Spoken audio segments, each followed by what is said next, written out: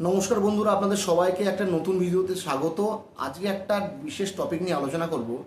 সেই টপিকটা আজ কোনো ক্রিকেট ম্যাচের প্রেডিকশন বা ক্রিকেট ম্যাচের রেজাল্ট নিয়ে কোনো প্রেডিকশন নয়। আজকে একটু অন্য ভিন্ন টাইপের টপিক। যে টপিকটা আমার মনে হয় প্রত্যেকটা ক্রীড়াবিদ, প্রত্যেকটা অ্যাথলিটকে কিন্তু মেনে চলা দরকার। যে ফিল্ড, যে কান্ট্রিকেই রিপ্রেজেন্ট করুক না কেন, মাঠে নেমে তাকে কিন্তু যথেষ্ট হাম্বল থাকা দরকার। সে যত বড় মাপেরই ক্রীড়াবিদ হোক না কেন, তাকে কিন্তু অপোনেন্ট প্লেয়ারদেরকে রেসপেক্ট করা দরকার। অপোনেন্ট প্লেয়ারদেরকে তাদের কিন্তু একটা মিনিমাম যে সম্মান, সেটুকু কিন্তু তাদেরকে শো করা দরকার।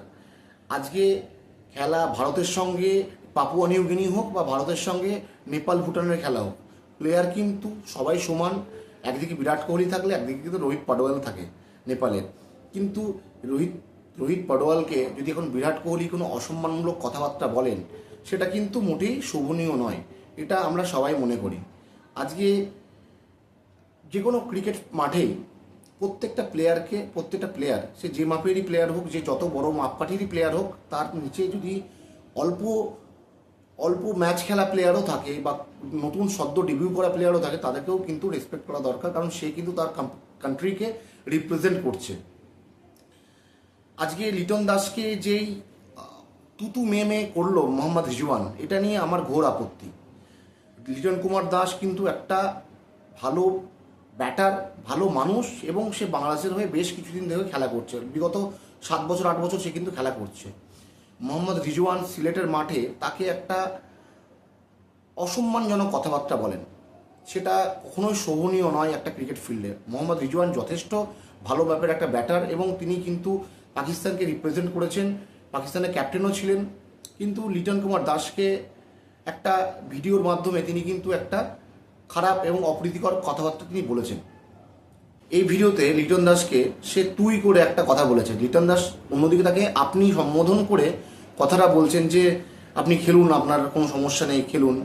অন্যদিকে বারবার উনি যে প্রবলেমটা ফেস করছিলেন, যেটা রিজওয়ান বলেছেন, তিনি সাইড স্ক্রিনের সমস্যা হচ্ছিলেন, এবং সেই সময় বল করছিল তাইজুল ইসলামকে বারবার তাকে আটকে দেওয়া হচ্ছিল, বল করতে বিরত করা হচ্ছিল। এবং সেই সময় বাংলাদেশের কিছু প্লেয়ার কিন্তু, যেটা হয় আর কি ক্রিকেট ফিল্ডে হোক ফুটবল ফিল্ডে, কিন্তু একটা ছোটোখাটো পিএনপিসি বা ওই টাইপের একটা টন্টিং টাইপের একটু কথাবার্তা তারা কিন্তু বলছিল। এটা স্লেজিংটা একটা স্পোর্টিং স্পিরিট শো করে। যে কোনো মাঠেই স্লেজিং হয়, স্লেজিং না হলে খেলার মধ্যে সেই মাহাত্ম্যটা থাকে না। কিন্তু লিটন কুমার দাসকে যে অপ্রীতিকরমূলক কথাবার্তাটি মোহাম্মদ রিজওয়ান বলেছেন, সেটা একবারেই শোভনীয় নয়। আপনি যত বড় মাপেরই ক্রিকেটার হন না কেন মোহাম্মদ রিজওয়ান, আপনাকে কিন্তু অপোনেন্টের প্লেয়ারদেরকে কিন্তু আপনার সম্মানজনক কথাবার্তা বলা দরকার।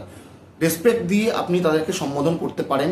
আপনি যদি অন্য কাউকে রেসপেক্ট দিয়ে কথা বলেন, সেটাতে কিন্তু আপনার সেখানে কোনো অপমান নেই, বরঞ্চ আপনার কন্ডিশন, আপনি কোথা থেকে বিলং করছেন, আপনি কোন কান্ট্রিকে রিপ্রেজেন্ট করছেন, সেটা কিন্তু অনেকটা আপনার ক্যারেক্টার সার্টিফিকেট শো করে। মোহাম্মদ রিজওয়ান কিন্তু খেলার মাঠে এর আগেও দেখেছি তিনি কিন্তু অনেক বেশি নাটক করেন। খেলতে গিয়ে ওনার বিভিন্ন রকম সমস্যা হয়। কোনো সময় তিনি দৌড়াতে পারেন না, কোনো সময় তার হ্যামস্ট্রিংয়ে চোট না লাগলেও তিনি হ্যামস্ট্রিংয়ে চোট পাওয়ার নাটক করে থাকেন। আর এই দিনকেও তিনি সাইড স্ক্রিনের একটা অহেতুক অবিবেচক কথাবার্তা বলে কিন্তু তিনি বাংলাদেশের প্লেয়ারদেরকে সময় নষ্ট করার চেষ্টা করছিলেন, যাতে করে ম্যাচটা ড্রয়ের দিকে যায়। কিন্তু বাংলাদেশের প্লেয়াররা পিছন থেকে বলেছিল যে 50 পয়সার নাটক করছে, 50 পয়সা দেওয়া হবে, এইসব অনেক রকম কথাবার্তা বলেছেন, আর যেটা স্বাভাবিক, বলা উচিত। কিন্তু লিটন কুমার দাসকে যে অসম্মানমূলক কথাবার্তা তিনি বলেছেন, যা অসম্মান তিনি শো করেছেন, সেটাকে আমি তীব্র প্রতিবাদ জানাচ্ছি। অ্যাজ এ ক্রিকেট ফ্যান, আমি বিরাট কোহলি, সচিন তেন্ডুলকর, লিওনেল মেসি প্রত্যেকে ব্যাটেল ফিল্ডে দেখেছি। তারা ব্যাটেল ফিল্ড মানে তাদের ক্রিকেট ফিল্ড বা ফুটবল ফিল্ডে। সচিন তেন্ডুলকরকে আজ অব্দি কোনোদিন দেখিনি কোনো প্লেয়ারকে তিনি সম্মান না দিয়ে কথা বলছেন।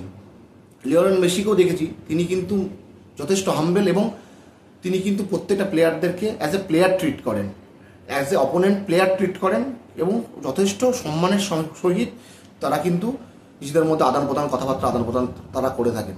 কিন্তু এই যে অহেতুক, অবিবেচক এবং অপদার্থমূলক কথাবার্তাগুলো যে মোহাম্মদ রিজওয়ান বলেছেন, সেটা নিয়ে কিন্তু ক্রিকেট বিশেষজ্ঞদের কিন্তু এই বিষয়ে কথা বলা দরকার। কারণ সে কিন্তু অন্য কোনো প্লেয়ারকে রেসপেক্ট না দিতে পারলেও তাকে যেন রেসপেক্ট হানি না করে, সেটা কিন্তু অবশ্যই বিবেচনাযোগ্য ব্যাপার। মোহাম্মদ রিজওয়ানের এই আচরণের জন্য আমি মোহাম্মদ রিজওয়ানের ওপর মানে কি বলবো, মানে একটা প্লেয়ার যে তার প্রতি যে রেসপেক্ট আমার ছিল, সে হোক না পাকিস্তানের প্লেয়ার, সে হোক না পাপুয়া নিউ গিনির প্লেয়ার, সে হোক না নেপালের প্লেয়ার, প্লেয়ার ইজ প্লেয়ার, কিন্তু তিনি যে ব্যবহারটা তিনি করেছেন সেটা একেবারেই গ্রহণযোগ্য নয়।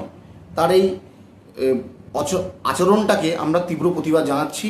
মানছি যে পাকিস্তানের প্রথম ম্যাচটা এটা তাদের মাথার কাজ করছে না, অন্যদিকে বাংলাদেশের 438 রানের একটা টার্গেট তাদের সামনে একটা পাহাড় সম লাগলেও তারা কিন্তু স্টার্টিং সাথে সাথে মিডল অর্ডারও ভালো খেলেছেন। আলটিমেটলি কিন্তু পাকিস্তান ম্যাচটা হেরে গেছেন। সেই মোহাম্মদ রিজওয়ানি 96 রান করেছেন, পাকিস্তানের হয়ে সর্বোচ্চ, কিন্তু সব কিছুর ঊর্ধ্বে কিন্তু তার সেলফ রেসপেক্ট, তার অন্য অন্য প্লেয়ারদের প্রতি ট্রিটমেন্ট এবং তার নিজের সম্মানটুকু কিন্তু তিনি হানি করেছেন।